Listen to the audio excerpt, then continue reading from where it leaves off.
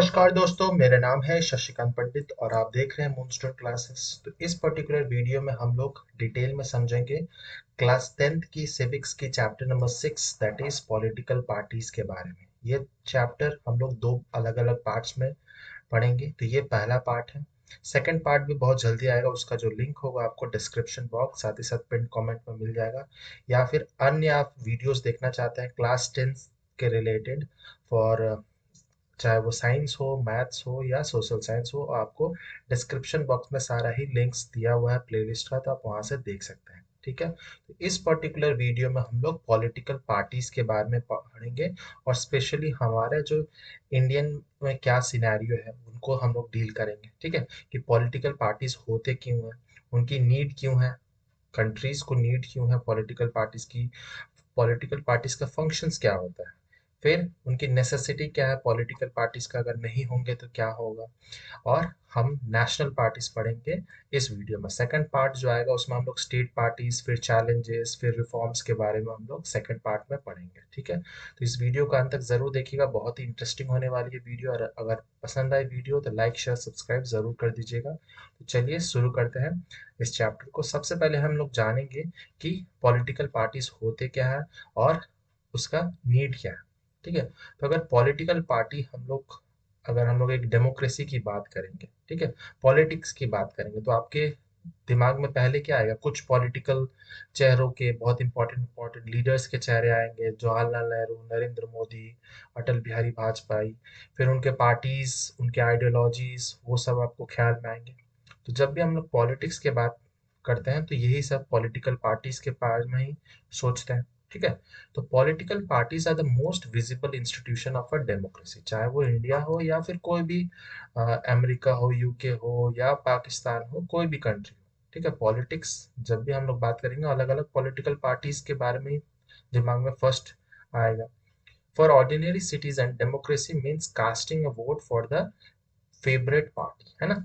तो कोई भी एक लेमन सिटीजन के लिए, नॉर्मल एक इंसान के लिए जो ज्यादा पढ़ा लिखा नहीं है, उसके लिए डेमोक्रेसी क्या है? डेमोक्रेसी बस उसको ये पता होगा कि हमें वोट देने का अधिकार है, अपने फेवरेट पार्टी को जो भी पसंद करते हैं हम उसको वोट दे सकते हैं। उनको बस यही डेमोक्रेसी के बारे में पता है। ठीक है, अब हम लोग इससे ज्यादा जानेंगे। ठीक है, तो बेसिकली पॉलिटिकल पार्टी अगर डेफिनेशन आता भी है, जो कि आने का चांसेस बहुत कम है क्योंकि अब डायरेक्ट ऐसे क्वेश्चंस आने बंद हो गए। तो political party is a group of people who come together to contest election, है ना। ग्रुप ऑफ पीपल, एक एक जन से तो पॉलिटिकल पार्टी नहीं बनता ना, तो बहुत सारे लोग चाहिए। वो सब मिलकर एक कंटेस्ट करेंगे इलेक्शन, एंड अगर इलेक्शन जीत जाते हैं तो होल्ड करेंगे पावर इन द गवर्नमेंट, है ना। They agree on some policies and also create opinions on various policies, है ना। तो वो पब्लिक्स के बीच जाएंगे, वो उनके प्रॉब्लम्स को समझेंगे और उनको एड्रेस करेंगे गवर्नमेंट बनाने के बाद। ठीक है, for the social good and persuade people why their policies are better than the others, है ना। तो अब जब भी इलेक्शंस आते हैं तो अलग अलग पॉलिटिकल पार्टीज जो है अलग अलग आपको लुभाने के लिए, पब्लिक्स को लुभाने के लिए अलग अलग स्कीम्स लाते हैं कि हम ओल्ड जनरेशन्स को, 60 ईयर्स से ज़्यादा को हम लोग पेंशन देंगे, या फिर महिलाओं के लिए फ्री बसेस सर्विस होंगी। ये सब लुभाने के लिए ऐसे स्कीम्स आते हैं। ठीक है, तो वो पॉलिटिकल पार्टीज ये सब ओपिनियंस ऐसे सोशल गुड के लिए ये सब करते हैं। ठीक है, तो ऐसे भी आप देखे होंगे इलेक्शन कैंपेन के दौरान most of the political parties क्या करते हैं, तो ऐसे जो उनके सिंबल्स होते हैं अलग अलग पॉलिटिकल पार्टीज के, वो दीवारों पे बना देते हैं। ठीक है, ताकि उनका प्रमोशन हो सके, लोगों को पता सके कि किसको वोट देना है, नहीं देना है, जबकि ये इलीगल है। ठीक है, इलेक्शन कमीशन ऑफ इंडिया के अकॉर्डिंग ऐसा करना मतलब इलीगल कहा जाता है। ठीक है, अगर आपके दीवार पे आपका कोई प्रॉपर्टी है, अगर ऐसे कोई कट दिया है तो आप उसके खिलाफ कंप्लेन कर सकते हैं इलेक्शन कमीशन ऑफ इंडिया में, और इलेक्शन कमीशन फिर उस पर कार्रवाई करेगी। ठीक है, लेकिन पॉलिटिकल पार्टीज इतने पावरफुल होते हैं कि कोई भी आम इंसान पंगा नहीं लेना चाहेगा। ठीक है, लेकिन आपको बहुत जगह ऐसे पार्टी सिंबल्स नजर आ जाएंगे। They implement this policies by seeking the support of the people which help them to win election, है ना। तो वो पॉलिसी स्कीम्स कब तब लाएंगे ना, जब वो इलेक्शन जीतेंगे। और इलेक्शन कब जीतेंगे? जब तक पब्लिक का सपोर्ट ना हो। है ना? तो जब तक पब्लिक का सपोर्ट ना हो, पब्लिक का दिल ना जीता जाए, तब तक ऑब्वियसली वो इलेक्शन नहीं जीत पाएंगे, और इलेक्शन नहीं जीत पाएंगे तो अपना मनचाहा स्कीम्स, अपने आइडियोलॉजीज को फॉलो नहीं कर पाएंगे। तो बेसिकली यही एक पॉलिटिकल पार्टीज के बारे में है।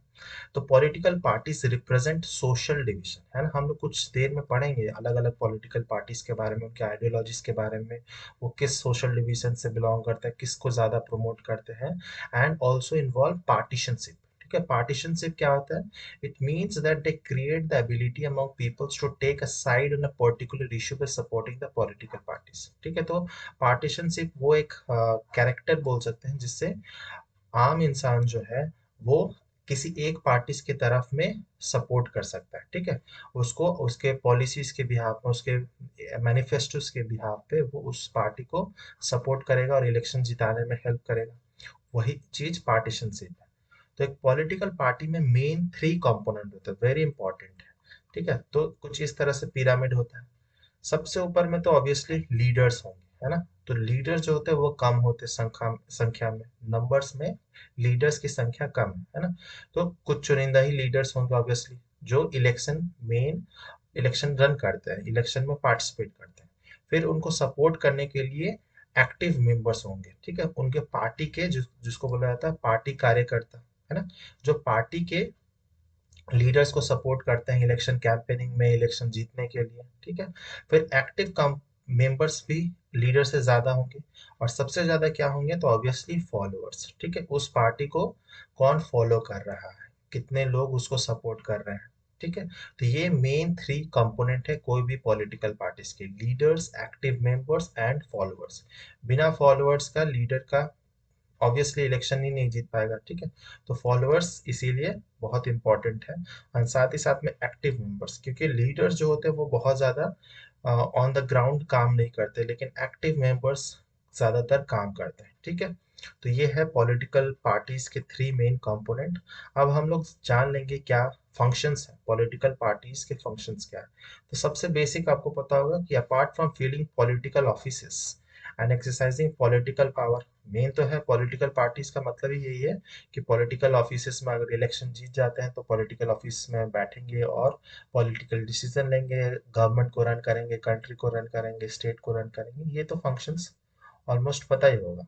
ठीक है, तो कुछ अन्य हम लोग फंक्शंस देख लेते हैं। सबसे पहला है पॉलिटिकल पार्टीज कंटेस्ट इलेक्शन। ठीक है, तो जितने भी पॉलिटिकल पार्टीज हैं, जो भी हम लोग पढ़ेंगे उसके बारे में, रिकॉग्नाइज्ड जो रजिस्टर्ड होते हैं इलेक्शन कमीशन ऑफ इंडिया से, वो सब पार्टीज कंटेस्ट कर सकते हैं।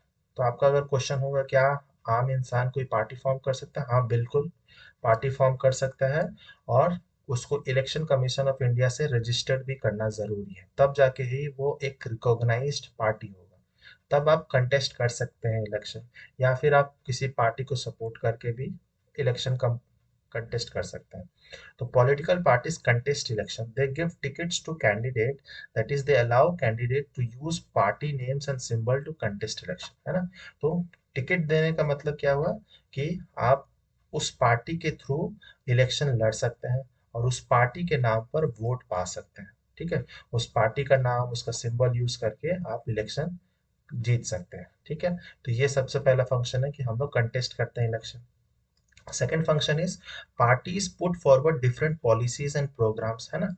जिसको पॉलिसीज एंड प्रोग्राम जो होता है वो जिसको मेनली बोला जाता है इलेक्शन मैनिफेस्टो, है ना? इलेक्शन मैनिफेस्टो, जब भी इलेक्शन होने वाला होता है, वोटिंग होने वाली होती है, उसके कुछ 2-3 महीने पहले ही जो है हर पार्टी जो है अपने इलेक्शन मैनिफेस्टो तैयार करते हैं कि हम लोग किस किस मुद्दे पे इलेक्शन लड़ रहा है। ठीक है, अनएम्प्लॉयमेंट पे, टेररिज्म पे, इन्फ्लेशन पे, उन सब पे मेनली पॉलिटिकल अलग अलग पार्टीज रन करते हैं। ठीक है, तो इसी को इलेक्शन मैनिफेस्टो कहा जाता है, and voters choose from them, है ना? और वो जो जितने भी पॉलिटिकल पार्टीज है उसमें से चूज किया जाता है। ठीक है, जैसे कि अगर देखा जाए जो रिसेंट जो गवर्नमेंट है, रूलिंग पार्टी है बीजेपी गवर्नमेंट, उसका इलेक्शन मैनिफेस्टो क्या था 2019 का? तो उसका मैनिफेस्टो था कि आर्टिकल 370 को रिमूव किया जाएगा, राम मंदिर बनेगा। तो ये सब क्या है? वो सब इलेक्शन मैनिफेस्टो है। तो इससे क्या होता है, जो वोटर्स होते हैं वो बहुत ज्यादा प्रभावित होते हैं। वो लोग वो लोग क्या करेंगे, और जानते हैं अगर ये फुलफिल हो जाएगा तो उनके लिए बेनिफिट है। तो फिर वोटर्स वैसे चूज करते हैं इलेक्शन मैनिफेस्टो देखकर, और फिर वो पार्टी अल्टीमेटली जीतती भी है। ठीक है। तो since there are large number of people, hence exist a large number of ideas which is very difficult to handle, है ना। सबके अलग अलग डिमांड्स हैं, यंगर जनरेशन के, वुमेन के, यूथ का, सबका अलग अलग जनरेशन मतलब डिमांड है, ओल्ड पीपल का। तो उनको कैटर करना भी पॉलिटिकल पार्टीज के लिए एक बहुत बड़ा टास्क होता है। Therefore political parties club large number of similar ideas into a few basic options which the party supports. ठीक है। तो फ्यू बेसिक ऑप्शंस बेसिकली वही poverty, unemployment, financial conditions, inflation से रिलेटेड, टेररिज्म से रिलेटेड, यही सब पे मेनली, कास्ट पे भी बहुत ज़्यादा मेनली इंडिया में होती है, पॉलिसीज प्रोग्राम्स बनाए जाते हैं। थर्ड जो है हमारा फंक्शन है, parties play an important role in making laws, है ना। अगर कोई भी इलेक्शन जीतता है तो ऑब्वियसली गवर्नमेंट में बनाएगी और वो लॉज बनाएंगे, क्योंकि वो लेजिस्लेचर का पार्ट है। Since legislature makes the laws, most of these are the members of a political party, है ना। लेजिस्लेचर में सारे तो मेंबर्स ही होते हैं पॉलिटिकल पार्टीज के। ठीक है। तो ये तीसरा फंक्शन है। फोर्थ है, parties form and run government. ठीक है, once they get the majority in the house. ठीक है। तो जब भी उनको मेजोरिटी ऑफ द वोट्स मिल मिल जाते हैं तो वो गवर्नमेंट फॉर्म करेंगे और कंट्री को या स्टेट को, जिस भी कॉन्स्टिट्यूएंसी है उसको रन करेंगे। ठीक है। तो मेजोरिटी लाना जरूरी है। ठीक है। फिर है पांचवा है, parties play the role of opposition. तो वो कौन सा पार्टी है जो मेजोरिटी सीट नहीं हासिल कर पाई है जनरली, वही मेनली ऑपोजिशन पार्टी का रोल प्ले करती है। ऑपोजिशन पार्टी का क्या काम है? ठीक है। तो मेन काम है कि मेजॉरिटी पार्टी जो है वो एक डिक्टेटर ना बन जाए, उसके जो पावर्स है, फंक्शंस है, उनको चेक एंड बैलेंस किया जा सके, इसीलिए ऑपोजिशन का बहुत बहुत इंपॉर्टेंट रोल है। तो जिस कंट्री में ऑपोजिशन स्ट्रांग नहीं होगा, उस कंट्री में क्या होगा, मेजॉरिटेरियनिज्म होगा पूरा। वो कंट्री धीरे धीरे क्या बन जाएगा, वो चाइना की तरह बन जाएगा। ठीक है, एक ही पार्टी रूल करने लगेगा। तो अपोजिशन होना बहुत जरूरी है, उसका स्ट्रॉन्ग अपोजिशन होना भी बहुत जरूरी है। जो आज के टाइम पे प्रेजेंट इंडिया में देखा जाए तो अपोजिशन तो है, लेकिन एक स्ट्रॉन्ग अपोजिशन अभी तक नहीं दिखी है। They constantly monitor the function of existing government and criticize them for misuse of power and resources, है ना। तो मेनली अपोजिशन पार्टी का यही काम होता है। तो दोनों ही, जो रूलिंग गवर्नमेंट है, जो पार्टी गवर्नमेंट चला रही है, और जो अपोजिशन में, दोनों का ही इंपॉर्टेंट फंक्शन है कंट्री को स्मूथली रन करने के लिए। सिक्स्थ है हमारा, पार्टी से पब्लिक ओपिनियन, है ना। तो पब्लिक के जो जो ओपिनियंस है, पब्लिक के जो इच्छाएं है, वो फुलफिल कौन करेगा, तो मेनली पार्टीज ही करेंगे। तो जैसे पब्लिक किया था कि राम मंदिर बनना चाहिए, तो वो प्रेजेंट जो गवर्नमेंट है वो कर रही है। बहुत ऐसे सारे इशू है जो पब्लिक के ओपिनियंस को शेप दिया जाता है। They raise and highlight issues, जैसे कि रेप से रिलेटेड जो लॉज है उसको स्ट्रेंथन किया जाए, तो उस पर भी गवर्नमेंट फंक्शंस करती है और उसको स्ट्रेंथन करने में हेल्प करती है। They have active members and pressure groups as their extended arms to launch movement as when needed. ठीक है।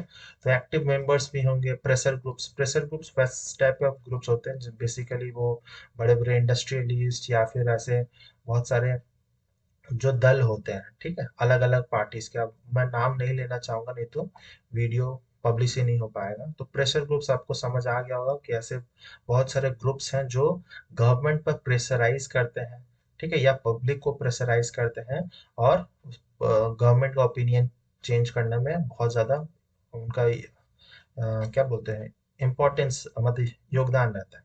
जैसे कि आप देख सकते हैं रिसेंटली कर्नाटक में, ठीक है, कर्नाटक में क्या हो रहा है, तो जितने भी वहाँ के शॉप्स हैं, वहाँ पर एक रूल लाया गया है कि कर्नाटक, स्पेशली बैंगलोर शहर में 70% जो जो बोर्ड का नाम नेमिंग होता है वो कन्नड़ भाषा में ही लिखा जाए। इंग्लिश, हिंदी या कोई दूसरे भाषा में छोटे में लिखा जाए, लेकिन मैक्सिमम जो है 70% एरिया जो है वो कन्नड़ में ही लिखा जाए। और अगर जो नहीं लिख रहे हैं उनके दुकानों को वैंडलाइज किया जा रहा है ना। तो ये कौन का काम करते हैं, तो ये मेनली प्रेशर ग्रुप्स ही करते हैं। ठीक है। फिर है हमारा सेवेंथ फंक्शन जो है, parties provide people access to government machinery and welfare schemes, है ना। तो पार्टीज पीपल को, गवर्नमेंट जब बन जाती है तो गवर्नमेंट मशीनरी के थ्रू में वेलफेयर स्कीम्स लाया जाता है जो गवर्नमेंट ही मेनली इम्प्लीमेंट करती है। they do so in order to get support of the people so that they can win for their election। ठीक है, तो वो पब्लिक को खुश करने के लिए ऐसे ऐसे स्कीम्स लाते रहते हैं, जैसे प्रधानमंत्री गरीब कल्याण योजना, इंदिरा आवास योजना, सड़क योजना, ऐसे बहुत सारी योजना आते हैं, मनरेगा वगैरह, ताकि या फ्री में बिजली दे देना, 200 यूनिट, पानी दे देना, ये सब क्या है, पब्लिक्स को मेनली लुभाने के लिए होता है। फ्री स्कीम्स जिसको मेनली फ्रीबीज भी बोला जाता है, ठीक है, फ्रीबीज, ठीक है, जिसको बहुत लोग रेवड़ी कल्चर भी कहा जाता है। ठीक है, तो ये मेन 7 फंक्शंस है जो कि आपके एनसीईआरटी बुक में दिए गए। वैसे बहुत सारे अनलिमिटेड ऐसे फंक्शंस हैं। ठीक है, अब हम लोग नेसेसिटीज के बारे में देख लेते हैं। तो all though the above functions are enough to understand the necessity of a political party in democracy. तो ये सारे तो फंक्शंस थे, लेकिन हम लोगों को जो चीज हमारे पास नहीं होती है, तभी हम लोग को उसका एक्चुअल में इम्पोर्टेंस समझ आता है ना। तो अगर हमारे पास में, हमारे कंट्री में अगर पॉलिटिकल अलग अलग पार्टीज नहीं होंगे, या कोई भी एक डेमोक्रेटिक कंट्री में अगर वो पार्टीज ही नहीं रहेंगे, तो क्या उसका प्रभाव पड़ेगा। ठीक है, तो in the case of absence of political parties there will be independent candidates and diverse opinion, है ना, जिसको कहा जाता है इंडिपेंडेंट कैंडिडेट्स, मतलब निर्दलीय। ठीक है, वो कोई पार्टी से बिलोंग नहीं करता है और वो अपने आप खड़ा हो गया। वैसे देखते होंगे अपने स्टेट में या लोकल पंचायत इलेक्शंस में, कहीं ना कहीं पर इंडिपेंडेंट कैंडिडेट्स खड़े हो जाते हैं। ठीक है, और इंडिपेंडेंट कैंडिडेट्स का कोई पर्टिकुलर पार्टीज नहीं होता है, इसके कारण क्या होता है, वो कभी भी मेजोरिटी में नहीं आते। ठीक है, there will no majority in the house to form a government. ठीक है, तो अगर सभी इंडिपेंडेंट लड़ने लगेंगे, तो एक मेजोरिटी गवर्नमेंट नहीं बनेगी, और मेजोरिटी गवर्नमेंट नहीं बनेगी तो कंट्री सही से रन नहीं होगी। तो elected candidates will be accountable for their constituency, but no one will be accountable to run the country, है ना। तो जो जो कंस्टिट्यूएंसी से वो लोग जीते हैं इलेक्शन, वो उस कंस्टिट्यूएंसी को तो देखेंगे, लेकिन बाकी जो नेशनल लेवल पे या स्टेट लेवल पे बात की जाएगी, तो उस पे वो इंडिपेंडेंट कैंडिडेट्स का कोई से ही नहीं रहेगा। इसीलिए हमें नेशनल पार्टीज का या स्टेट पार्टीज का, अलग अलग पॉलिटिकल पार्टीज का जरूरत, बहुत बहुत जरूरत है। ठीक है, जैसे कि आप पंचायत इलेक्शन में देख सकते हैं कि when there is no interference from political parties, the support of the people divide into more than one faction, as there is no one to save the public opinion, है ना। तो ये भी होता है पंचायत इलेक्शंस में, मेनली सब independent लड़ लेते हैं इलेक्शन, और कोई कॉमन एक गोल अचीव नहीं किया जा सकता है। पब्लिक भी अलग अलग बट जाते हैं, अलग अलग लोगों को सपोर्ट करने लगते हैं। पॉलिटिकल पार्टीज क्या करते हैं, political parties present a well researched analysis of any issue which help people to take a side. ठीक है, अगर इंडिपेंडेंट अगर होगा, तो आप 2 बार सोचेंगे कि हम इसको वोट दें ना दें, क्या करेगा नहीं करेगा। लेकिन अगर पॉलिटिकल पार्टीज से अगर कोई कैंडिडेट है, भले ही वो कैंडिडेट अच्छा ना हो, फिर भी हम लोग उसको क्या करते हैं, वोट दे देते हैं, क्योंकि वो एक पर्टिकुलर पार्टी से बिलोंग करते हैं। ठीक है, तो ये ऐसा नहीं होना चाहिए था। ठीक है, फिर हमारा कि as a society, as societies are complex and are so are our opinions, we need agencies such as political parties to club various issues on different matters and present them to the government in an effective manner. इसलिए भी हम लोग को जरूरत है कि सबके demands अलग है, मैंने, ठीक है, क्योंकि प्रॉब्लम्स अलग अलग है, हमारी डाइवर्स इतनी कंट्री है कि प्रॉब्लम सबके अलग है, कॉम्प्लेक्स हो जाते हैं। तो पॉलिटिकल पार्टीज कुछ हद तक क्या करते हैं, सारे डिमांड्स को, लगभग हर अलग अलग पॉलिटिकल पार्टीज डिमांड को सही तरह से रेज करने की कोशिश करती है, इसीलिए ये भी इम्पोर्टेंट है। The rise of political parties is directly link to the rise of the representative democracy. ये बहुत इंपॉर्टेंट है, जो भी कंट्री में पॉलिटिकल पार्टी स्ट्रांग रहती है, स्टेबल रहती है, वहां पर क्या होगा, एक डेमोक्रेसी मेंटेन रहेगी, डेमोक्रेसी हमेशा स्टेबल रहेगी। जैसे कि इंडिया में हमेशा से ही पॉलिटिकल पार्टीज कुछ हद तक देखा जाए तो स्टेबल रही है, अमेरिका हो गया, यूके हो गया, वहाँ पर स्टेबिलिटी रहती है। ठीक है, लेकिन जैसे कि अफ्रीकन कंट्रीज हो गए या साउथ एशियन कंट्रीज में भी आप देख सकते हैं, अफगानिस्तान, पाकिस्तान, पाकिस्तान में क्या है, कोई भी पॉलिटिकल पार्टी स्ट्रांग नहीं है, वहाँ पर स्ट्रांग कौन सा है, तो उनकी पाकिस्तानी आर्मी है, इसीलिए डिक्टेटरशिप्स, मिलिट्री रूल आ जाता है। ऐसे कंट्री स्टेबल नहीं रहता और लॉन्ग टर्म में वो रन नहीं कर पाते, वहां पर डेमोक्रेसी सस्टेन ही नहीं हो पाती है। ठीक है, तो इसीलिए जरूरत है। As a large scale society, we need representative democracy because ordinary citizen can't participate in the daily business of the government, है ना? तो रिप्रेजेंटेटिव डेमोक्रेसी का इसीलिए जरूरत है कि हम लोग अपना एक चुनिंदा लीडर चुन लें और वही हमें हमारे कंट्री को या हमारे कॉन्स्टिट्यूएंसी को रन करेगा। अब सब लोगों का पॉसिबल नहीं है ना कि सब लोग इलेक्शन लड़े और रन करें, तो ऐसा बहुत ज्यादा क्या हो जाएगा, कैओस मच जाएगा और वो कंट्री अल्टीमेटली फ्रेगमेंटेड हो जाएगी, टुकड़ों टुकड़ों में बट जाएगी। ठीक है, तो इसीलिए रिप्रेजेंटेटिव डेमोक्रेसी को स्ट्रेंथन करने के लिए भी पॉलिटिकल पार्टीज बहुत एक पॉजिटिव रोल प्ले करते हैं। ठीक है, अब हम लोग देख लेंगे कि इंडिया में कितने सारे पार्टीज है और कितने जरूरत है हम लोग को, है ना? तो how many parties should we have? तो in a democracy like India, where the constitution provides the right to formation of association, ठीक है, तो ये क्या है राइट टू फॉर्म एसोसिएशन, ये किसके अंदर आता है? तो ये फंडामेंटल राइट, ठीक है, very important fundamental right, article number 19 के अंदर आता है ये, ठीक है। Right to form an association, आप चाहें तो आप इंडिविजुअल लेवल पे भी एक एसोसिएशन स्टार्ट कर सकते हैं, ठीक है। लेकिन ऐसे तो बहुत सारे इंडिया में लगभग कहा जाता है कि 12-13 हजार से भी ज्यादा ऐसे एसोसिएशंस और पार्टीज अलग अलग हैं, लेकिन उनमें से क्या है, there exist as many as 750 political parties which are registered under the Election Commission of India। बहुत सारे हजारों में पार्टीज तो है, लेकिन सिर्फ 750 पॉलिटिकल पार्टीज हैं जो रजिस्टर्ड है election commission of India. Election commission of India जो है ये सब कुछ देखभाल करती है और ये कॉन्स्टिट्यूशनल बॉडी है, वेरी इंपॉर्टेंट बॉडी है election commission of India, ECI. आप हायर क्लासेस में पढ़ेंगे इसके बारे में, आर्टिकल नंबर 324 से लेकर 329 के बीच में सब कुछ आ जाता है। एक कॉन्स्टिट्यूशनल बॉडी जैसे finance commission of India, election commission of India, एक कॉन्स्टिट्यूशनल बॉडी है और यही मेनली पार्टीज को अप्रूव करते हैं, रजिस्टर्ड करते हैं। अगर आपको इलेक्शन लड़ना है तो ये ईसीआई से रजिस्टर्ड होना जरूरी है, तभी आप कर सकते हैं election contest. However about out of 750 only few are actively participating in democratic politics, है ना? 750 के 750 तो पॉलिटिकल पार्टीज पार्टिसिपेट नहीं करते इलेक्शंस में। कुछ हद तक चुनिंदा, मुश्किल से मुश्किल पूरे कंट्री में 30-40 के आसपास ही ऐसे पार्टीज होंगे कुल मिलाकर जो रेगुलर इलेक्शन कंडक्ट करते होंगे, पार्टिसिपेट करते होंगे, है ना? तो बहुत कम है, ऐसे पार्टीज तो बन जाती हैं, ठीक है। किसी को गुस्सा आया वो पार्टी बना लिया, किसी को किसी किसी मतलब एक पार्टी में स्प्लिट हो गए, दरार आ गए, तो वो दो अलग पार्टी में कन्वर्ट हो गए। तो ऐसे तो होता है, लेकिन ये सारे लॉन्ग टर्म में सस्टेन नहीं कर पाते, ठीक है। तो हम कंट्री, हमारे जैसे कंट्रीज में कितना पार्टी चाहिए कैसे पता चलेगा? तो number of the political parties that a country should have can't be decided in a day, ठीक है। एक दिन में, 2 दिन में, एक साल में, 2 साल में नहीं, पर हम लोग डिसाइड कर सकते कि हमारे कंट्री में कितना चाहिए। वो डिपेंड करता है, ठीक है, उस कंट्री टू कंट्री, उसका हिस्ट्री क्या है, history of the evolution of governance in the country, उसके पास्ट एक्सपीरियंसेस कैसे हैं, उसके जो कल्चर है, डाइवर्सिटी, पॉपुलेशन, ये सब कुछ, उसके लोग, उसके आसपास में नेबरिंग कंट्रीज, ये सब कुछ मैटर करता है हमारे कितना पॉलिटिकल पार्टीज हमें चाहिए या नहीं चाहिए, ठीक है। तो based on the practice around the world, हमारे वर्ल्ड में mainly 3 types of party system.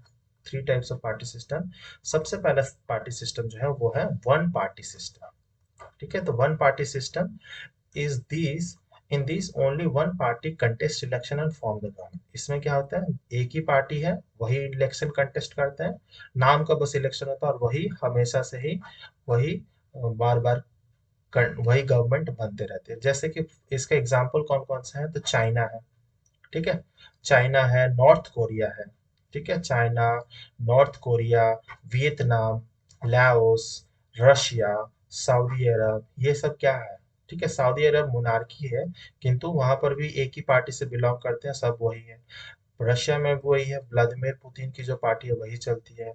China में भी वही है, जो सी जिनपिंग की है, पीपल्स रिपब्लिक जो भी उनकी है पार्टी। नॉर्थ कोरिया में भी वही है। क्यूबा जैसे कंट्री जो है, क्यूबा जैसे जो फिडेल कैस्ट्रो की है, वो सारे क्या, ये सारे मेनली कम्युनिस्ट कंट्री है, ठीक है। तो मैं एक शॉर्ट्स डाला हूँ, आप देख सकते हैं, उसमें मैंने बताया है कि कौन कौन से कंट्रीज हैं जहाँ पर वन पार्टी सिस्टम है, जहाँ पर मेनली एक ही गवर्नमेंट है। तो आप वो भी शॉर्ट्स देख सकते हैं, उसका लिंक आपको मिल जाएगा, ऊपर आई वाले आइकन में शो हो रहा होगा। Although there is a legal provisions for the formation of political parties, there is no free and fair competition of power, है ना, क्योंकि एक ही पार्टी है, वो इतना पावरफुल है। इन सब कंट्रीज को हम लोग डिक्टेटर्स भी कह सकते हैं एक तरह से। यहाँ ये डेमोक्रेटिक नहीं है, क्योंकि यहाँ पर एक ही पार्टी है, दूसरे पार्टीज को अलाउ ही नहीं किया जाता है, फ्री एंड फेयर इलेक्शन नहीं होता, कंपटीशन। ठीक है, तो this type of system doesn't offer choices to the people and hence is not good for the democracy. तो डेमोक्रेसी में क्या है, उसमें पीपल पार्टिसिपेशन होना चाहिए, पीपल के पास में चॉइसेस होना चाहिए। तो यहाँ पर तो कोई चॉइस ही नहीं है, एक ही पार्टी को देना ही पड़ेगा, नहीं भी दोगे तो वही जीतेगा, है ना। नॉर्थ कोरिया का एग्जाम्पल फेमस है, क्यूबा जैसे जो कंट्री है वो फेमस है, लगातार 60 70 सालों से एक ही पार्टी उस कंट्री को रन करते आ रहे हैं। ठीक है, रशिया में तो चलो चेंज होता है, लेकिन क्यूबा, चाइना, नॉर्थ कोरिया, इन सब कंट्री में अभी कभी तक चेंज नहीं हुआ, वहां पर एक ही पार्टी चलते आ रही है। नेक्स्ट हम लोग पढ़ेंगे टू पार्टी सिस्टम। ठीक है, तो in this type of party system the competition for power is largely between two major parties। ठीक है, ये मेनली दो पार्टीज के बीच में लड़ाई होती है, इलेक्शंस में नहीं होते। और भी पार्टीज होते हैं लेकिन उनका जो प्रेजेंस है बहुत ज्यादा नेग्लिजिबल है, इसीलिए ये दो पार्टीज ही मेनली आपस में लड़ते हैं, और ये बारी बारी से कभी ना कभी ये बनते हैं, नहीं तो वो बनते हैं। जैसे कि फेमस एग्जांपल है यूएसए का। ठीक है, यूएसए एंड यूनाइटेड किंगडम में भी ऐसा होता है।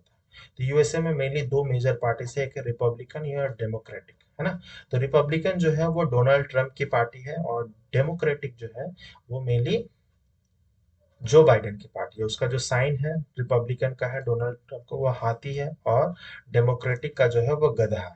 ठीक है, तो ये दोनों उनके सिंबल्स अलग। यूके में भी वैसे ही है, लेबर पार्टी, कंजर्वेटिव पार्टी, ऐसे मेनली इन सब कंट्रीज में क्या है, दो जो पार्टीज है वो उनके पास सारा पावर रहता है। ठीक है, स्मॉल पार्टीज तो है लेकिन वो बहुत कम ही सीट्स इलेक्शन में जीत पाते हैं, और वो कंपटीशन नहीं दे पाते। ठीक है, तो ऐसे पार्टी सिस्टम को टू पार्टी सिस्टम कहा जाता है। एग्जाम्पल्स याद रखना जरूरी है। नेक्स्ट है मल्टी पार्टी सिस्टम। तो मल्टी पार्टी सिस्टम जहां पर दो से ज्यादा पार्टीज इलेक्शन कंटेस्ट करते हैं, compete करते हैं, और कभी ना कभी वो इलेक्शन जीत भी जाते हैं। ठीक है, तो more than two parties compete for the power in elections and each has a reasonable chance of winning a majority to form a government, है ना। तो बहुत सारा पार्टीज, जैसे कि इंडिया, इंडिया बेस्ट एग्जांपल है जहाँ पर मल्टी पार्टी सिस्टम, अलग अलग पार्टीज होते हैं। जैसे कि यहाँ पर आपको मिल जाएंगे, कांग्रेस मिल जाएगा, फिर बीजेपी मिल जाएंगे, बीएसपी, आम आदमी party, Trinamool Congress, AIADMK, JDU, RJD, RLD, ऐसे हजारों पार्टीज हैं इंडिया में, है ना। तो यहाँ पर बेस्ट एग्जांपल इंडिया ही है। ठीक है, और अगर इंडिया के अलावा कहा जाए तो बहुत कम ही ऐसे कंट्रीज होंगे जहाँ पर पार्टी मल्टी पार्टी सिस्टम है। ठीक है, तो फ्रांस कह सकते हैं, फ्रांस हो गया। ठीक है, France, France and some maybe Israel जो है, वहां पर भी मेनली एक ही पार्टी रूल करती है, लेकिन वो मेनली कोलिशन गवर्नमेंट होती है। ठीक है, वहां पर बहुत सारा पार्टी मिलकर चलती है। तो apart from India, France, Israel ऐसे कंट्रीज जहाँ मल्टी पार्टी सिस्टम चलता है। ठीक है, यूरोपियन कुछ कुछ कंट्रीज में मल्टी पार्टी सिस्टम होती है। In this system, people have a variety of choices to choose the candidates from different parties for their state as well as for the country, है ना। यहाँ पर बहुत सारे ऑप्शन है लोगों के पास में। ठीक है, in a multi party system when no party gets clear majority. ठीक है, जब कोई भी पार्टी को क्लियर मेजोरिटी नहीं मिलता है, तो उस केस में क्या होगा, तो उस केस में जितने भी पार्टीज होंगे, जैसे कि मान लेते A B C D E, ठीक है, किसी को भी मेजोरिटी ऑफ द सीट्स नहीं मिलते। मेजोरिटी ऑफ द सीट्स मतलब क्या हो गया, 51%। ठीक है, एटलीस्ट 51% चाहिए मेजोरिटी हासिल करने के लिए, 50% से ज्यादा।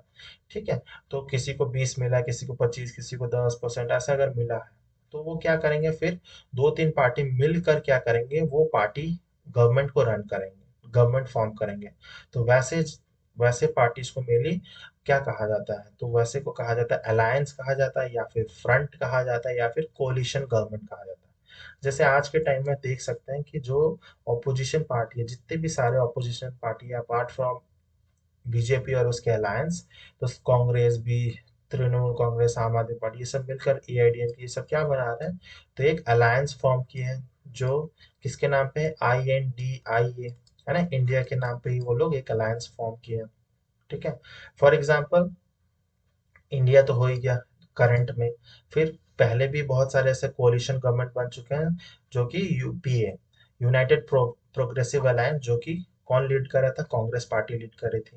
नेशनल डेमोक्रेटिक अलायंस, जिसको एनडीए का सरकार कहा जाता है, तो एनडीए कौन रूल कर रहा था, तो बीजेपी लीड करता है।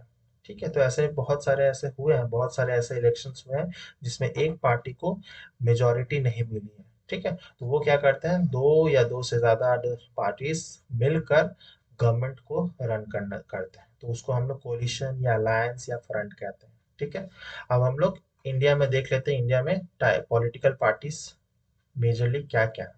तो democracy that follow the federal system has generally two types of party, है ना। तो कोई भी डेमोक्रेसी जहाँ फेडरलिज्म फॉलो किया जाता है, तो वहां पर मेनली दो टाइप ऑफ पार्टीज होते हैं। एक होते हैं नेशनल लेवल पार्टी, ठीक है, नेशनल सेंट्रल लेवल पार्टी, ठीक है। और दूसरा होता है जो स्टेट लेवल पे होते हैं या प्रोविंशियल लेवल पे होता है। ठीक है, तो first type include those parties whose presence is limited to only two or more federal units or states, है ना। वैसे को हम लोग स्टेट पार्टी बोलते हैं, जो स्टेट में ही एक स्टेट में ही लिमिटेड है, दूसरे स्टेट में नहीं है, या दूसरे स्टेट में है लेकिन पूरे पैन इंडिया या पैन कंट्री लेवल पे नहीं है, तो ऐसे को हम लोग मेनली स्टेट पार्टीज कहेंगे। हम लोग पढ़ेंगे क्राइटेरियाज के बारे में स्टेट और नेशनल पार्टीज में।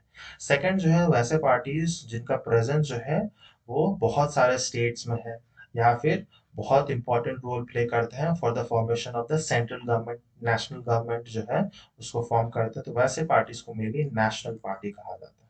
तो हम लोग इसी वीडियो में हम लोग नेशनल पार्टीज के बारे में जानेंगे कि कौन कौन से नेशनल पार्टी से क्या क्राइटेरिया है, लेकिन जो स्टेट पार्टी है वो हम लोग पार्ट 2 में डिस्कस करेंगे इस, ठीक है।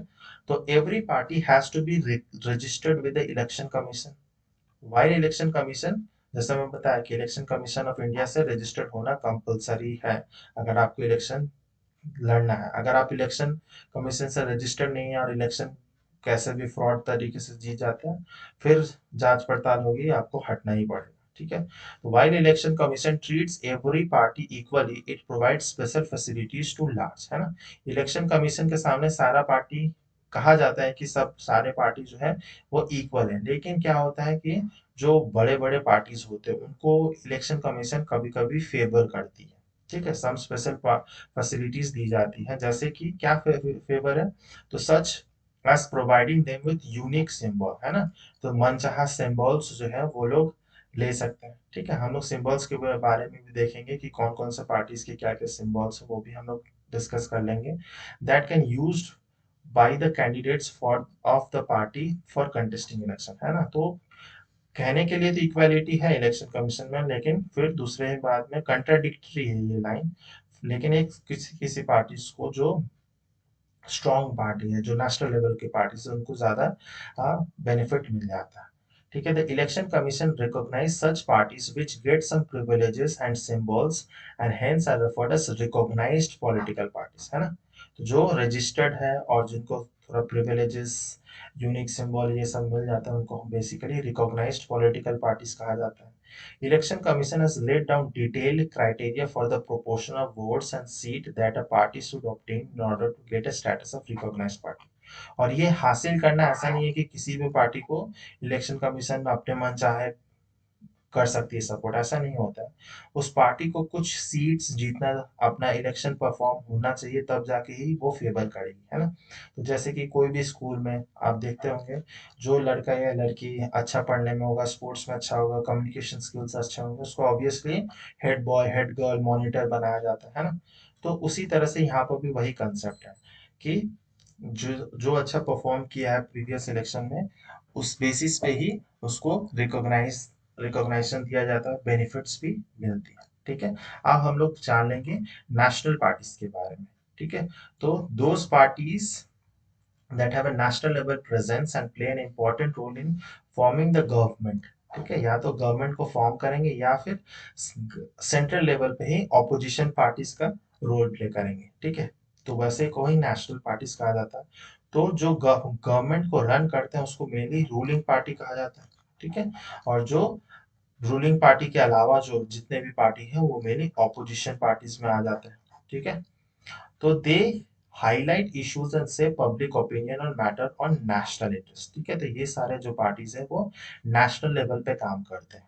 ठीक है, there are following the following are the condition for a political parties to get a status. दो बहुत इंपॉर्टेंट क्राइटेरिया, और ये वेरी वेरी वेरी इंपॉर्टेंट है, ये जरूर से जरूर याद कर लीजिएगा, क्योंकि इसमें कुछ ज्यादा ऐसा समझना नहीं है कि नेशनल पार्टीज किन को बनाया जाता है। ठीक है, तो जो इलेक्शन कमीशन ऑफ इंडिया होता है, अगर ये दो क्राइटेरिया फुलफिल करेगा तभी वो नेशनल पार्टी का दर्जा मिलेगा। अगर कोई पार्टी नेशनल पार्टी बन चुकी है, ठीक है, फिर नेक्स्ट इलेक्शन में वो हार गई इलेक्शन, और इस क्राइटेरिया को अगर फुलफिल नहीं कर रही है, तो वो पार्टी नेशनल पार्टी नहीं रहेगा। ठीक है, हम लोग एग्जाम्पल देखेंगे। तो वो क्राइटेरिया क्या है कि a party should secure at least 6% of total vote in the Lok Sabha election. ठीक है, at least 6% of the total vote in the Lok Sabha election or in the assembly elections of 4 state. ठीक है, ये पहला criteria. Second criteria, it should win at least 4 seats in the लोक सभा election. ठीक है, तो दोनों में से दोनों ही फुलफिल होना चाहिए, 6% of the total votes in the Lok Sabha election और in assembly election of 4 state. ठीक है, जो लेजिस्लेटिव विधानसभा का इलेक्शन होता है उसमें होना चाहिए। या फिर it should win at least 4 seats in the Lok Sabha election. ठीक है, तो ये क्राइटेरिया फुलफिल होगा तभी उसको नेशनल पार्टी दिया जाता है। ठीक है, तो अब हम लोग नेशनल पार्टीज देख लेते हैं कौन कौन से हैं। नेक्स्ट वीडियो में हम लोग स्टेट पार्टीज डिस्कस करेंगे। ठीक है, तो इंडिया के अभी देखा जाए करंटली, तो इंडिया के पास 6 नेशनल इंपॉर्टेंट पार्टीज हैं।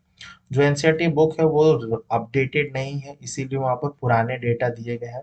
उसमें आम आदमी पार्टीज के बारे में नहीं दिया गया, उसके बदले वहाँ पर किसके बारे में दिया है, तो तृणमूल, ऑल इंडिया तृणमूल कांग्रेस, ठीक है, एनसीपी नेशनल कांग्रेस, इन सब के बारे में दिया, लेकिन वो एट प्रेजेंट नेशनल पार्टी नहीं है, इसीलिए नेशनल पार्टी के दर्जे से उनको हम हटा दिया गया। तो मैं जो है वो करंट वाला ही पढ़ा रहा हूँ, वो पुरानी एनसीईआरटी बुक में जो दी गई है वो मैं नहीं करवा रहा हूँ। ठीक है, तो सबसे पहला जो है, अभी मैं अल्फाबेट वाइज अरेंज किया हूँ, आम आदमी पार्टी। इसका सिंबल क्या है, इलेक्शन सिंबल तो पता ही होगा कि ये झाड़ू है। ठीक है, जो ब्रूम। ठीक है, फिर ये सबसे one of the newest party है। ठीक है, नया नया फॉर्म हुआ, it was formed by Arvind Kejriwal in 2012 after a split of opinion with Anna Hazare following an anti corruption movement in 2011। है ना, तो अन्ना हजारे, अरविंद केजरीवाल, बहुत सारे और भी लोग थे जो एक साथ मिलकर कांग्रेस के खिलाफ में एंटी करप्शन मूवमेंट स्टार्ट किए थे दिल्ली में।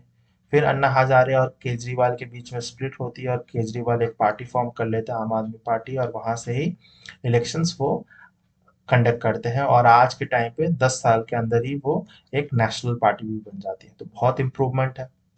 It has a great significance, presence कहाँ कहाँ है, तो दिल्ली, पंजाब, हरियाणा जैसे क्षेत्र में, वेस्टर्न यूपी, इवन हिमाचल में, उत्तराखंड में कुछ कुछ प्रेजेंस आपको आम आदमी पार्टी के मिल जाएंगे। ठीक है, दिल्ली में तो ऑब्वियसली वहां पर पूरी तरह से मेजोरिटी फॉर्म है। इट प्रोमोट्स, इनके आइडियोलॉजीज क्या है, nationalism, populism, secularism and socialism, इनके आइडियोलॉजीज है, न्यू फॉर्म है। एंटी करप्शन ये इन सब पे ज्यादा है, लेकिन सबसे ज्यादा जो नेता, इनके लीडर्स जो है फंसे हुए हैं, वो करप्शन के कारण ही फंसे हुए हैं, जेल में है अभी। है ना, तो आयरनी की बात ये है। It is currently the ruling government in Delhi and Punjab, and Arvind Kejriwal is the national convener. ठीक है, तो दिल्ली एंड पंजाब में तो इनके गवर्नमेंट है ही, है ना, वहां पर वो लोग इलेक्शन अच्छे से जीते ही हैं, और बहुत मेजोरिटी में है। ठीक है, 70 में से 67 सीट्स ऑलमोस्ट दिल्ली में जीते हैं। पंजाब में भी बहुत अच्छा उनका परफॉर्मेंस है, और अरविंद केजरीवाल जो है उनके मेन लीडर हैं इस पार्टी के। सेकंड पार्टी हम लोग डिस्कस करेंगे, वो है बहुजन समाज पार्टी। ठीक है, बहुजन समाज पार्टी या बीएसपी, इसका जो सिंबल है वो है क्या है, एलिफेंट, हाथी है। ठीक है, तो it was formed in 1984 under the leadership of Kanshiram. तो ये इंपॉर्टेंट है, कौन फॉर्म किया था, 1984, Kanshiram. It was formed to represent and address the views of Bahujan which means majority. ठीक है, विच इंक्लूड्स, और बहुजन में कौन कौन आते थे, mainly schedule caste, schedule tribes, OBCs and minority religions. तो ये ऐसी पार्टी है जो मेनली दलित्स के लिए बनी है, माइनॉरिटीज के लिए, बेसिकली उनके आइडियोलॉजीज वही है। ठीक है, तो वो किसके प्रिंसिपल को फॉलो करते हैं, तो बी आर अम्बेडकर, ज्योतिबा फुले, गौतम बुद्ध, है ना, and other renowned scholars and social reformers. ठीक है, जो मेनली ये सब भी क्या है, ज्योतिबा फुले, बी आर अम्बेडकर, ये भी पिछड़ा वर्ग से बिलोंग करते हैं। तो ये पार्टी ही वैसी है। It promotes the ideology of social equality, social justice and self respect, है ना। क्योंकि सेल्फ रेस्पेक्ट मूवमेंट के बारे में अगर आप पढ़े होंगे हिस्ट्री में, तो वहां पर जो पिछड़ा जाति था उनको रेस्पेक्ट नहीं मिलता था, उनको रिलीजियन प्रॉपर हिंदू ट्रीट नहीं किया जाता था, उनको इवन मंदिरों में नहीं जाने दिया जाता था, कॉमन जो कुएं होते थे उससे पानी नहीं लिया जाने दिया जाता था। तो ये सारे प्रॉब्लम्स तो है, तो इसीलिए सोशल इक्वालिटी इनका मेन तो आइडियोलॉजी रहता है। इट हैज मेन बेस कहाँ कहाँ है, तो उत्तर प्रदेश में है। तो इसका जो मेन लीडर है, ठीक है, तो वो कौन है, मायावती है। करंट जो इनके प्रेसिडेंट है मायावती है, यूपी में इनका गवर्नमेंट रहता है। इट हैज वोन 10 seats in the 17th Lok Sabha election, 2019 में जो रिसेंट इलेक्शन हुआ था 10 सीट जीते हैं, इसीलिए इस बिहाफ पे ये नेशनल पार्टी है, ठीक है। और उत्तर प्रदेश के अलावा भी कुछ हद तक इनका प्रेजेंस रहता है, मध्य प्रदेश, छत्तीसगढ़, दिल्ली, पंजाब रीजन में इनका प्रेजेंस है। तीसरा जो पार्टी है वो है भारतीय जनता पार्टी, ठीक है, जो आज के टाइम पे रूलिंग गवर्नमेंट है और 2014 से ही ये इलेक्शन रूलिंग गवर्नमेंट में ही है, ठीक है। इनका जो सिंबल है वो क्या है, लोटस, ठीक है। It was founded by reviving erstwhile भारतीय जनसंघ इन द 1980, ठीक है। तो ऑलरेडी इंडिया में अपार्ट फ्रॉम कांग्रेस ये एक बड़ी पार्टी है शुरू से ही। और ये पहले जनसंघ हुआ करता था, भारतीय जनसंघ, और वहां से ही ये नाम चेंज होते, इवॉल्व होते होते भारतीय जनता पार्टी बन गई है। तो इसके जो फाउंडर होते हैं बीजेपी के अगर कहा जाता है, वो थे श्यामा प्रसाद मुखर्जी, ठीक है, श्यामा प्रसाद मुखर्जी। ये इंपॉर्टेंट है अगर जानना है तो श्यामा प्रसाद मुखर्जी के बारे में। It wants to build a strong and modern India by drawing inspiration from India's ancient and cultural values, ठीक है। तो ये थोड़ी बहुत ऑर्थोडॉक्स काइंड ऑफ है, ठीक है, राइट विंग पार्टी है। तो मैं बोलना भूल गया आपको, लेकिन जो पार्टी सिस्टम है बेसिकली तीन हिस्सों में, एक होती है सेंट्रिस्ट पार्टी जो, और एक होती है लेफ्टिस्ट पार्टी, है ना, लेफ्ट विंग जो होते हैं लेफ्ट वाले, एंड एक होती है राइट विंग, ठीक है। तो ये सेंट्रिस्ट, ये लेफ्ट और ये राइटिस्ट। तो बीजेपी जो है बेसिकली वो राइट विंग वाली पार्टी है, जो Indian ancient culture, ancient nationalism, culture, इन सबको बहुत ज़्यादा फोकस करती है, ठीक है। जैसे इंडिया में है बीजेपी गवर्नमेंट, वो क्या है, एक राइट विंग पार्टी है। उसी तरह से अगर अमेरिका में देखा जाए तो राइट विंग पार्टी जो है वो रिपब्लिकन पार्टी है, जो डोनाल्ड ट्रंप की पार्टी है, ठीक है। वहां पर जो लेफ्ट विंग पार्टी है वो है जो बाइडेन की पार्टी, जो अभी प्रेजेंट में है, ठीक है। हम लोग लेफ्ट विंग पार्टीज के बारे में भी पढ़ेंगे, सेंट्रिस्ट के बारे में पढ़ेंगे। तो राइट विंग हो गया ये बीजेपी, ठीक है। तो it is currently the ruling government at the centre under the leadership of Narendra Modi, है ना, बहुत सालों से ही अभी चलते आ रहा है। और इनका जो अलायंस है, ठीक है, इनका अलायंस का नाम है नेशनल डेमोक्रेटिक अलायंस, एनडीए। और इसके जो करंट नेशनल प्रेसिडेंट है एनडीए के, वो है जेपी नड्डा, ठीक है। तो ये भी बहुत इंपॉर्टेंट पॉलिटिकल लीडर है। तो कुछ कुछ लाइंस तो हर पार्टी के बारे में जानना जरूरी है। नेक्स्ट हमारा है communist party of India, Marxist, ठीक है। तो इसके जो सिंबल है वो है सिकल एंड हैमर, ठीक है। तो this party was formed in 1964 after the split from the communist party of India. तो कम्युनिस्ट पार्टी ऑफ इंडिया था 1925 में बना था, वहां पर स्प्लिट हुआ था और एक नया पार्टी फॉर्म हुआ था सीपीआईएम, ठीक है। एम जो है मार्क्सिस्ट, कार्ल मार्क्स को मेनली जो फॉलो करते हैं उनके आइडियाज को। तो it believes in Marxism and Leninism, supports socialism, democracy, and secularism, and opposes imperialism and communalism, ठीक है। तो इनका जो आइडियोलॉजी है बेसिकली सोशलिज्म, सेक्युलरिज्म, इन सब पे ज़्यादा फोकस होता है। और मार्क्स और लेनिन, फिर ये बहुत हद तक ये लोग माओ जेडोंग, इन सबको फॉलो करते हैं। तो ये पार्टी जो है लेफ्ट विंग वाली पार्टी है, ठीक है। It accept election as a useful and helpful means for securing social justice in India, ठीक है। इट एंजॉय सपोर्ट कहाँ कहाँ है, तो West Bengal, Kerala, Tripura, and specially among factory workers and agricultural labourers. ये पार्टी बहुत ज़्यादा फेमस होती है इनके बीच में, फैक्ट्री वर्कर्स, एग्रीकल्चर लेबर, इसीलिए इनका जो सिंबल है वही है। ये जो सिकल होता है ये मेनली एग्रीकल्चर में यूज़ किया जाता है, और हैमर जो है मेनली फैक्ट्री वर्कर्स लोग यूज़ करते हैं, इसीलिए ऐसे जगह पे बहुत ज़्यादा ये लोग इनका सपोर्ट है। वेस्ट बंगाल में, केरला में बहुत ज़्यादा इनका चलता है। It is a critical of capitalism and new economic policy. ठीक है, तो ये एंटी कैपिटलिज्म सोच होती है। ठीक है, which allow the free flow of foreign good in India. ठीक है, तो ये कैपिटलिज्म के अगेंस्ट होता है। ठीक है, ये किसी एक के हाथ में सारा पैसा या पावर नहीं देखना चाहते, ऐसी पार्टी है सीपीआई है। ठीक है, तो ये लेफ्ट विंग पार्टी है। तो ये मेनली आपको कम्युनिस्ट पार्टी जो है वो चाइना में, नॉर्थ कोरिया, रशिया, क्यूबा ऐसे कंट्रीज में आपको मिल जाएंगे, कम्युनिस्ट कंट्रीज। नेक्स्ट है इंडियन नेशनल कांग्रेस, जिनका सिंबल है पाम, ये हाथ का जो साइन है। और ये it is one of the oldest parties, ये सबसे ओल्डेस्ट पार्टी है इंडिया में। और ये कब हुआ था? 1885 में फॉर्म हुआ था। ये कौन किए थे फॉर्म? तो एक ब्रिटिशर भी थे, ए ओ ह्यूम। ठीक है, इन्होंने ही इंडियन नेशनल कांग्रेस का फॉर्म किया था। और ये ब्रिटिशर्स के एक ब्लंडर ही कह सकते हैं। ठीक है, आप हिस्ट्री में जरूर पढ़े होंगे। And experienced many split since then. ठीक है, तो ये ओरिजिनली तो वहीं पर फॉर्म हुआ था, फिर बहुत सारे इसमें भी स्प्लिट आया होगा, आपने पढ़ा होगा। It plays an important role in both national and state level policies. ठीक है, under the leadership of Jawaharlal Nehru it shot to build a strong and modern India. तो जब तक हम लोग इंडिपेंडेंस नहीं गेन किए थे तब तक तो बहुत सारे लीडर्स थे, दादा भाई नारोजी, डब्ल्यू सी बैनर्जी, फिर चित्तरंजन दास, मोतीलाल नेहरू, है ना, फिर महात्मा गांधी, ये सब कांग्रेस से ही बिलोंग करते थे। लेकिन आफ्टर इंडिपेंडेंस जवाहरलाल नेहरू ने कांग्रेस का बागडोर संभाला। It is a centrist party, neither left nor right. ठीक है, तो ये कुछ हद तक जो पार्टी है वो सेंट्रिस्ट है। ठीक है, थोड़ी बहुत लेफ्ट सेंट्रिस्ट कह सकते हैं इसको इन टर्म्स ऑफ ओरिएंटेशन।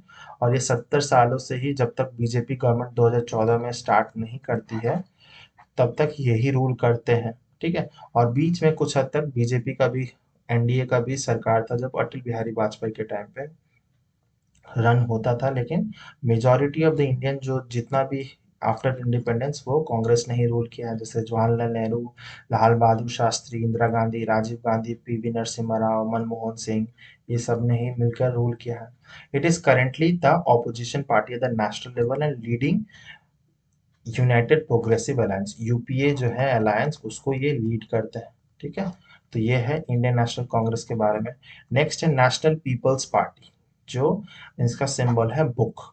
ठीक है, इट वाज फॉर्म्ड बाय पीए सांगमा। ठीक है, तो ये बुक में कहीं भी नहीं मिलेगा आपको, ये नेशनल पार्टी इनको दर्जा मिल चुका है। ठीक है, तो बहुत रिसेंटली ही मिला। It was formed bye PA Sangma after the split from national Congress party. ठीक है, तो नेशनल कांग्रेस पार्टी 2012 में ही स्प्लिट हो गया और नेशनल पीपल्स पार्टी बनाया गया। It is a significant presence in the state of north east में, बहुत ज़्यादा प्रेजेंस है, इसीलिए मेन स्ट्रीम मीडिया में नहीं दिखाया जाता, इसके बारे में बहुत ज़्यादा चर्चा नहीं की जाती है। लेकिन जो नॉर्थ ईस्ट इंडिया के हैं लोग हैं वो ऑब्वियसली इसको जानते होंगे। मेघालय, अरुणाचल प्रदेश, नागालैंड, मणिपुर, ठीक है, तो इसमें बहुत ज़्यादा फेमस है। It beliefs only education can empower weaker section of the society and hence it's symbol is a book, है ना। वो जा मानते हैं कि एजुकेशन ही सब कुछ इम्प्रूव किया जा सकता है, एम्पावरमेंट ला सकते हैं वीकर सेक्शन में, तो इसीलिए इनका सिंबल भी बुक है। It promotes the ideology of regionalism and ethnocentrism, है ना। तो वो ह्यूमन कल्चर्स, ह्यूमन जो मेनी ट्राइबल्स लोग हैं उनको बहुत ज़्यादा ये लोग प्रोमोट करते हैं। ठीक है, it is the first party from the north east to get the status of national party, बहुत इंपॉर्टेंट है, इसीलिए मैं इसको इंक्लूड किया हूँ। ठीक है, तो इस वीडियो में, इस पार्ट में हम लोग यहीं तक डिस्कस करेंगे। जो सेकंड पार्ट आएगा उसमें हम लोग बेसिकली स्टेट पार्टीज के बारे में डिस्कस करेंगे, चैलेंजेस क्या है इंडिया में, प्रॉब्लम्स, और उसको हम लोग किस तरह से रिफॉर्म्स ला सकते हैं, ठीक कर सकते हैं। तो इस वीडियो को देखने के लिए बहुत बहुत धन्यवाद। अगर अच्छा लगा वीडियो तो लाइक कमेंट करके ज़रूर बताइए कैसा लगा है। शेयर कीजिएगा अपने दोस्तों से ज़्यादा एंड सब्सक्राइब नहीं की तो सब्सक्राइब ज़रूर कर लीजिए। और नोटिफिकेशन टाइमली पाने के लिए बेल आइकन को ज़रूर से ज़रूर हिट कर दीजिएगा। आप इंस्टाग्राम पर भी जुड़ सकते हैं। मिलते हैं नेक्स्ट वीडियो में, टिल देन बाय बाय, जय हिंद।